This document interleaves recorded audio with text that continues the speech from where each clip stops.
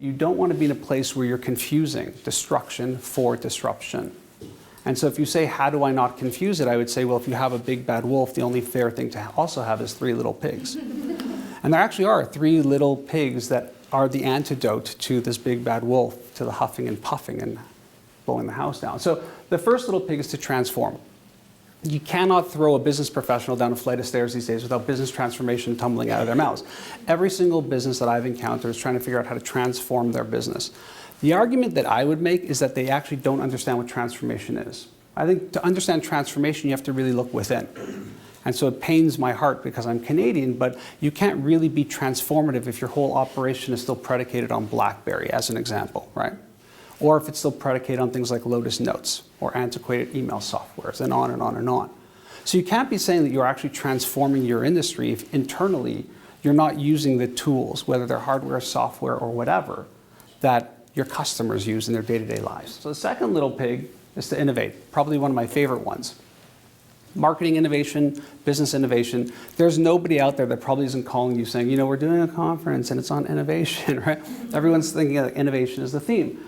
I actually look at innovation not as how do you do a better mousetrap. I don't believe that to be true. So in my world, it would be like if you went from direct mail to email marketing, or if you started sort of tailing back on your advertising, did more search. That's not at all innovation. It's just a different way to do what you've already done. What's amazing about the world that I really inhabit and the world that all the customers that you guys are representing, all the brands are inhabiting, is that true innovation is their ability to now create a digital product or service to augment the ways in which they connect to their customers. You can look at things like iTunes and say iTunes was an innovation.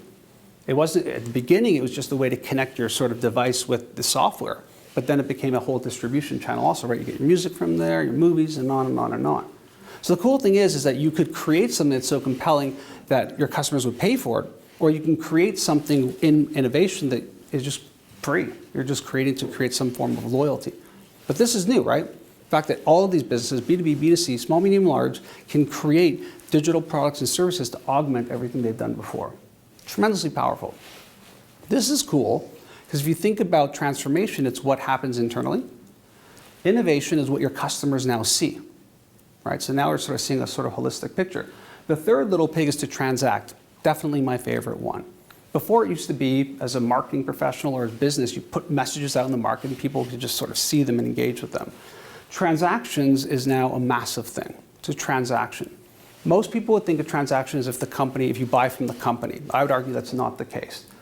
Transactions isn't people buying from you. There's tons of transactions. If somebody comes to your Facebook page and likes it, that's a transaction. Now think about what just happened. 3 little pigs, right? Internal, what your customer sees, what your customer does. A whole new business model.